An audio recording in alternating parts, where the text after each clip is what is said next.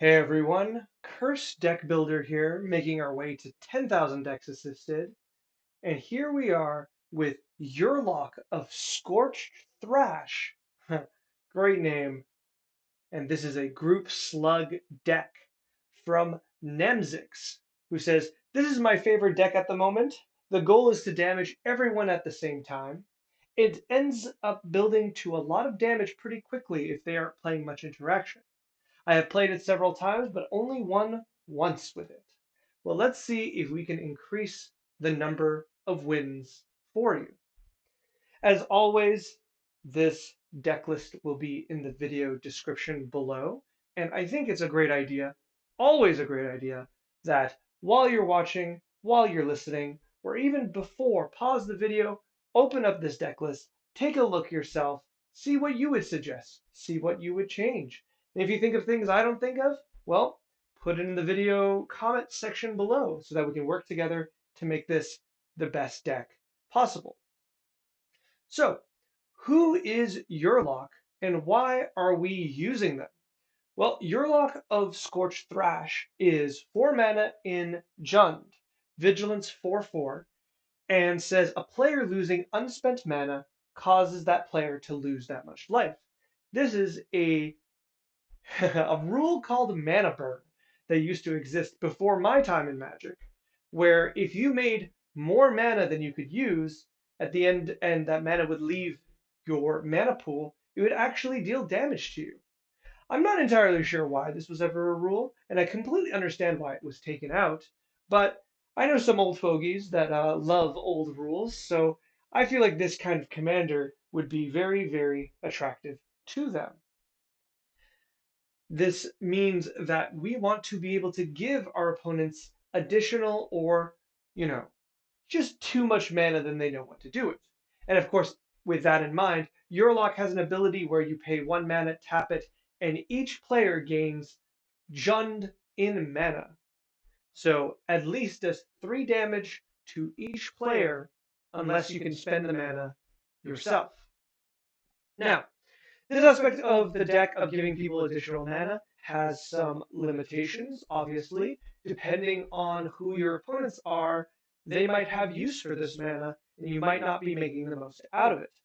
On the other hand, if they don't have use for the mana, you're dealing quite a bit of free damage while ramping yourself. So with that in mind, let's take a look at the deck. First thing, as always, is let's look at the mana curve. Oops, did not mean to click that. Let's look at the mana curve. And you might notice the first thing I noticed, as I always like to point out in these videos, is that our curve kind of peaks at 4. And as we know, 4 is the mana cost for our commander.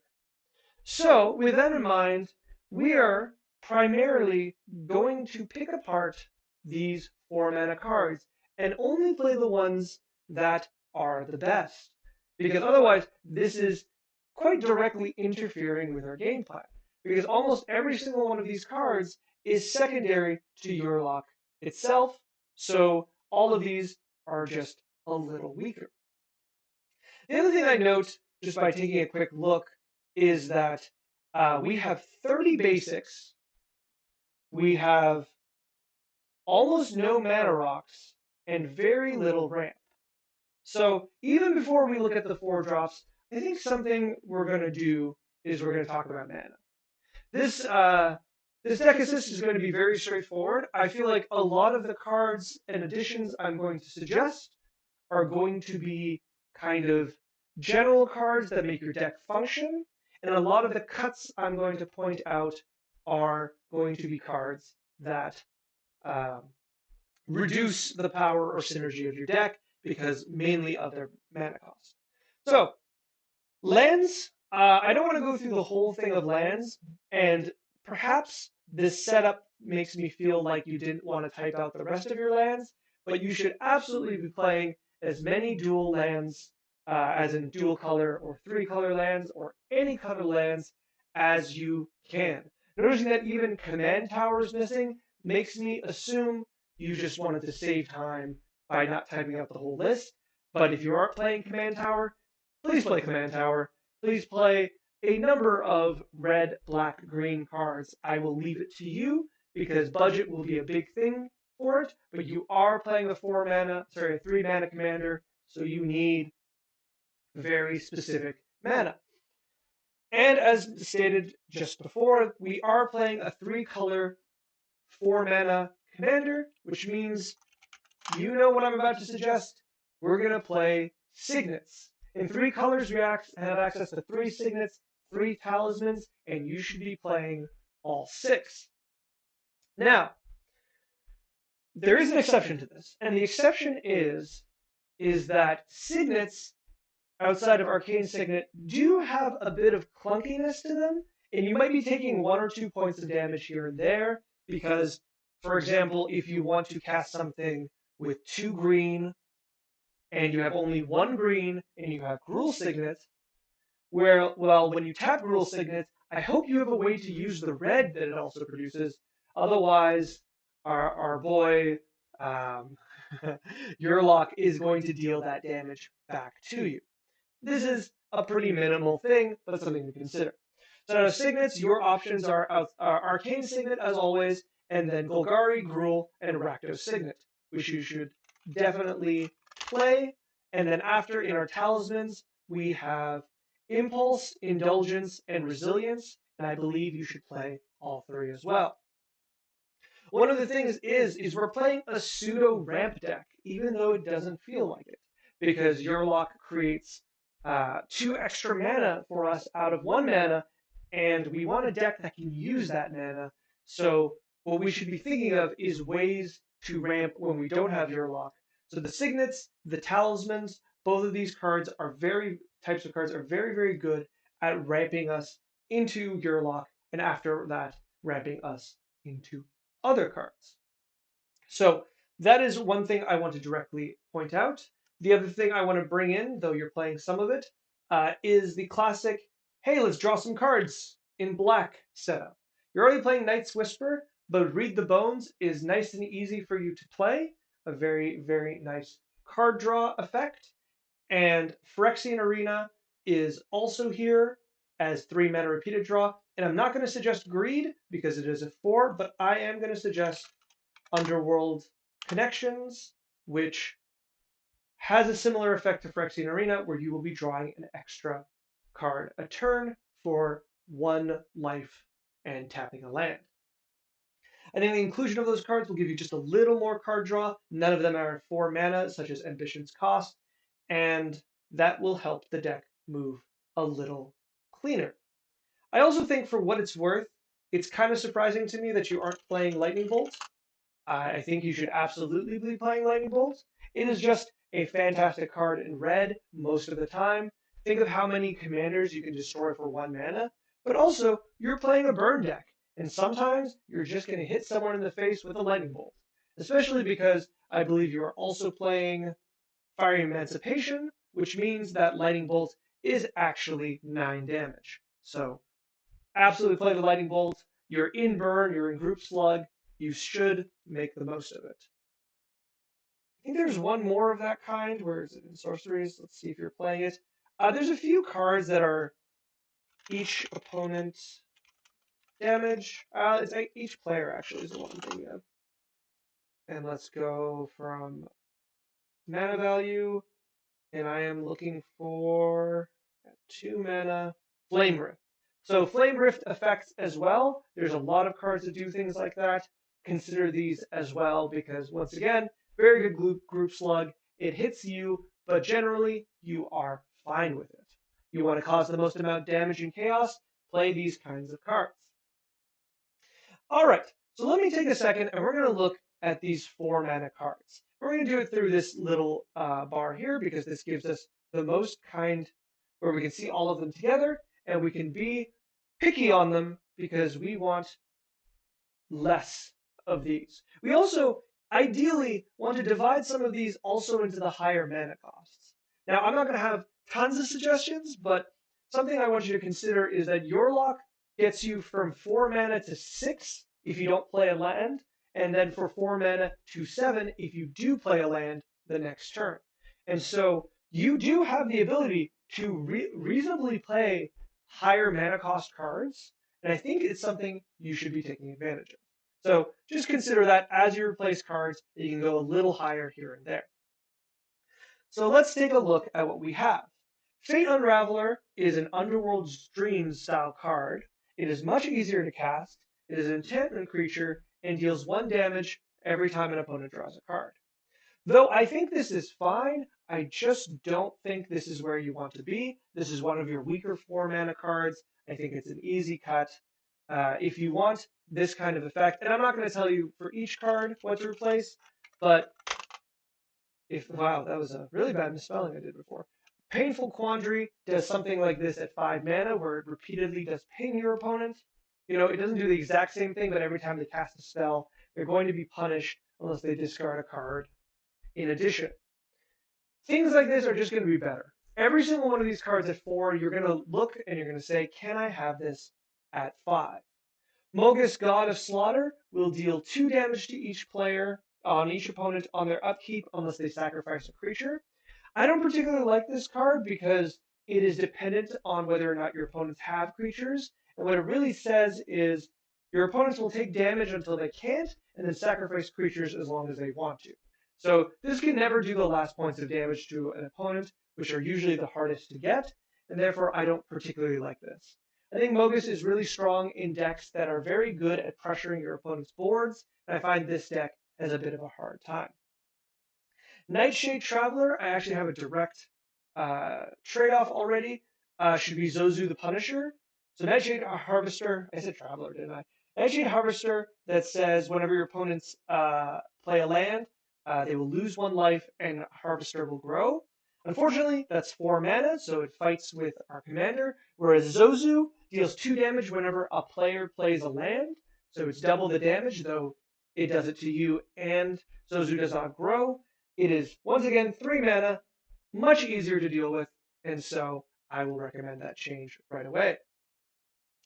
Plague Drone is so instead of gaining life, you lose life. Are we playing the 3 mana enchantment version of this? We are not. So I believe it is Tragic something. No. Let's see. Gain life instead. And let's find in black. There it is. Tainted Remedy. You should just play Tainted Remedy instead. Yes, it's not on a creature, but it does the same effect. And once again, instead of being at 4 mana, it will be at 3 mana. Very, very nice. Children of the Apocalypse. Now we've hit a card that I am perfectly fine being at 4 mana. Children of the Apocalypse is so, so good. I know for some reason it is written in Phyrexian there, but gaining life when you draw cards and your opponents losing life when they draw cards is such a high value card that absolutely play it. It does not matter that it's 4 mana because it is worth the trouble. Likewise, Solfim Mayhem Dominus is doubling your damage. Now, you have to remember cards like Shieldred, which I do believe is lose life. Please show normal text. Lose life and Yurlok, which mana burn makes people lose life, do not trigger Solfim because it doesn't count as damage. So Solfim does not work on some of your damage dealers. That being said, Solfim is still really, really good with a number of your cards, and therefore I have no problem with Solfim staying in the deck at 4 mana. It is a very, very strong card. On the other hand, Timeless Witness feels like a bit much. We already have Eternal Witness. Timeless Witness is just fine at 4, as an extra version of Eternal Witness. But once again, at 4 mana, she is directly competing with our commander and is really not worth the effort. If you really want this kind of ability, there's plenty of 2 mana green regrowth abilities that are on sorceries or instants that will do the same thing. Yes, it won't eternalize. Yes, it can't attack, but you'll get the card back and it won't compete with your commander. Obviously, we're keeping your commander in, so we don't need to worry about that. Ambition's cost. My words are falling apart. Ambition's cost is a decent card, but unfortunately just competes with your commander. So, like I suggested earlier, Read the Bones, uh, what was it? The Night's Whisper you're already playing, and then if you want another one, you could also play Sign in Blood for 2 black. Just any card that doesn't have 4 mana cost for this ability, you'll be pretty happy. Diabolic Tutor, also, unfortunately, just too much mana for what it does already, and even beyond that, because it's at 4 mana, it's not going to work. If you want a tutor, I would look at a number of the low mana tutors that are cheap in like real world cost. Namely, I think the Suspend one from Modern Horizons 2, um, Profane Tutor, I believe it's called, is probably the best one for a deck like this because you can use some extra mana here or there to suspend it, and then later you will get the card. Once again, the problem is not with the card ability, it is the mana cost. However, on the other hand, talking about a problem with not the mana cost but the card ability, we have Temporal Extortion. I want to be perfectly clear that I love this card. This was one of the first cards I picked up for my own first commander deck because I thought it was so cool. I love black is my favorite color. I loved seeing a card with all black mana pips in it, 4 of them. I'd never seen a card like that. And what a strange ability, taking an extra turn. Your opponents might have their life. They have to think about the risk of doing so before they do this. Mwah! Fantastic card. Unfortunately, it is just not good. I really wish it was good, but it is not good.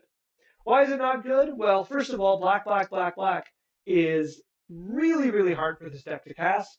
You can't use our commander's mana production to pay for any more than 1 mana of the 4 mana you need, which is tough. And you will never get the ability you want. One of your opponents will always give up half their life, and it will never be the one with the most life.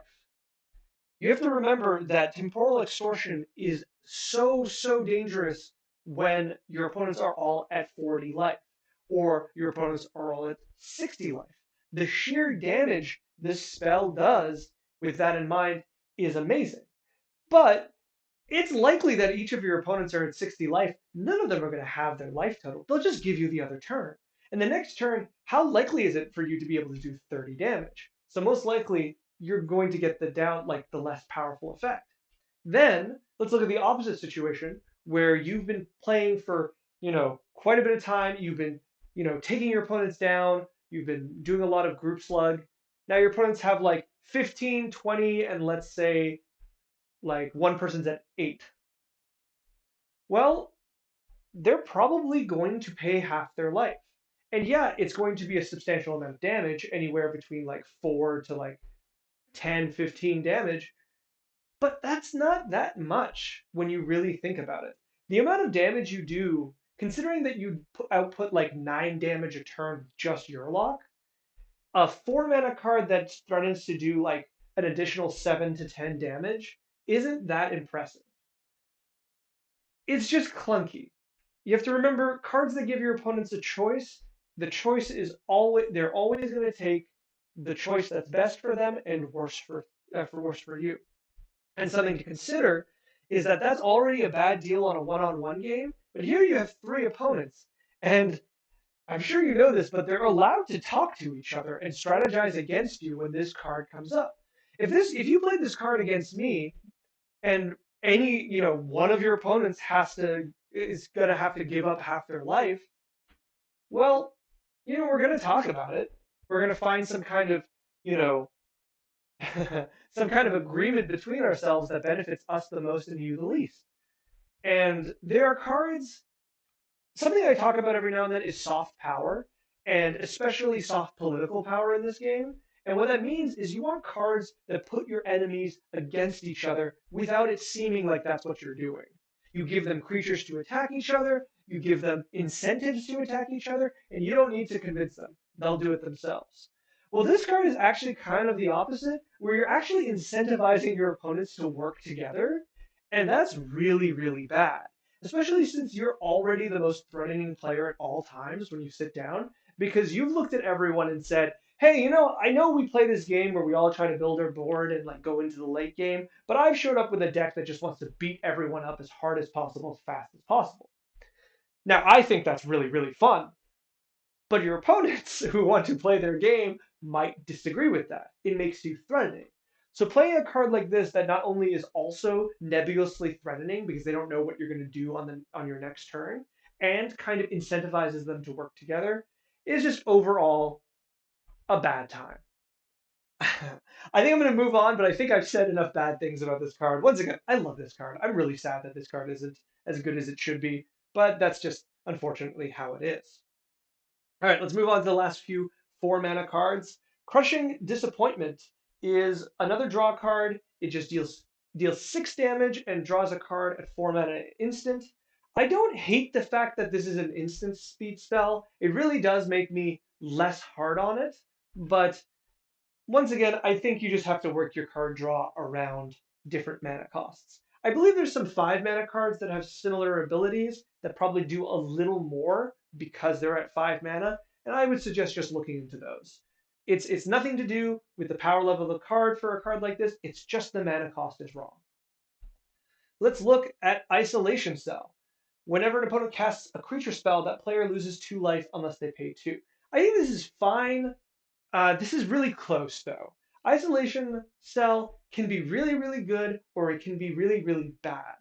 And what's tricky about this card gets worse the more mana production you give your opponents, which is a few of the cards I'm going to suggest. So I want you to keep this card in mind depending on how you change the deck, because you might not want it there. Outside of that, I do like that it's constant damage as long as your opponents are playing creatures, so it's not the worst. So depending on how you build the deck, I think this is serviceable.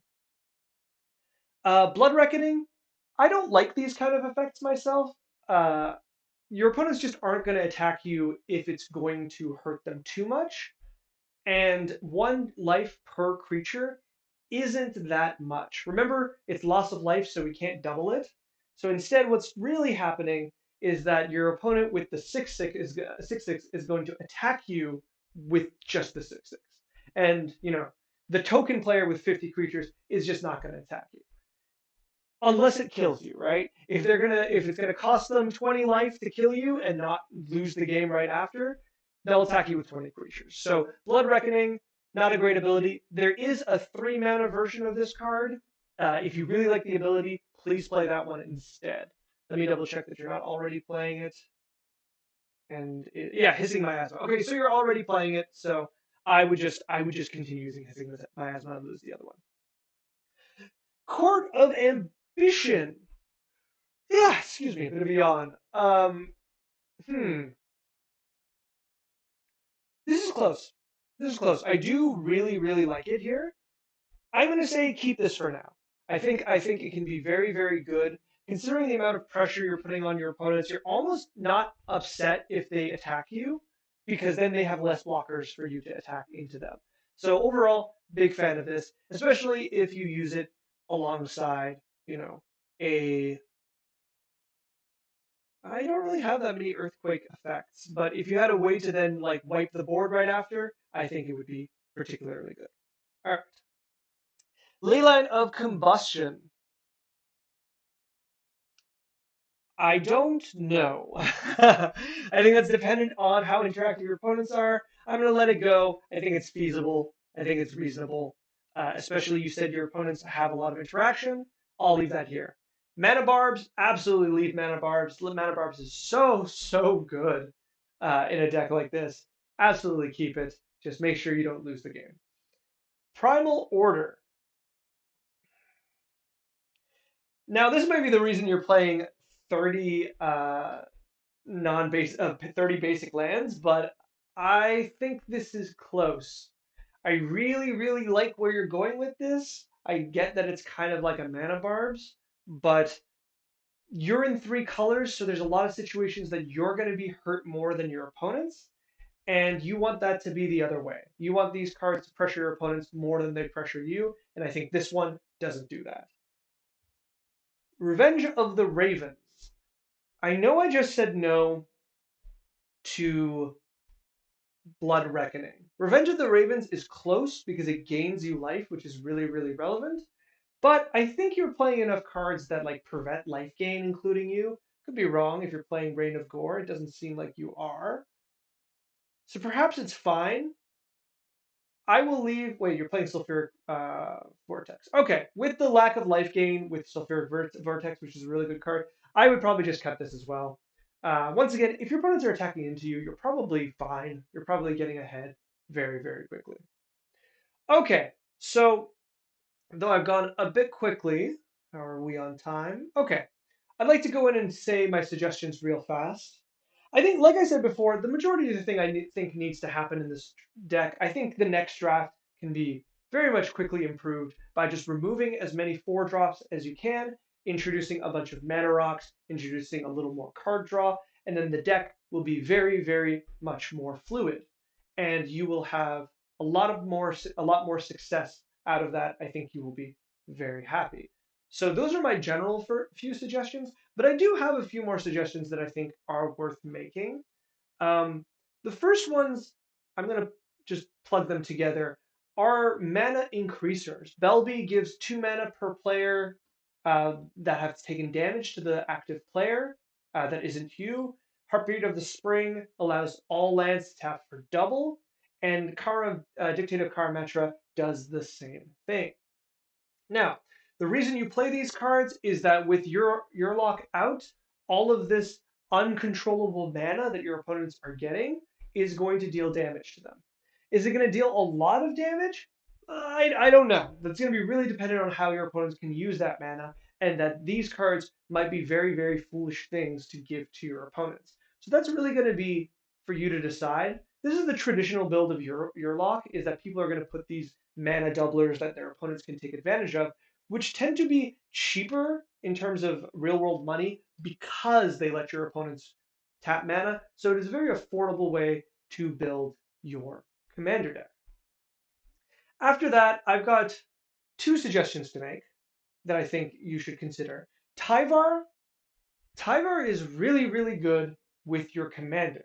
Tyvar not only makes your commander have not summoning sickness for his mana ability, so that you can use it right away. You can immediately start playing, you can play a card out of it if you have an extra mana, or perhaps you can immediately.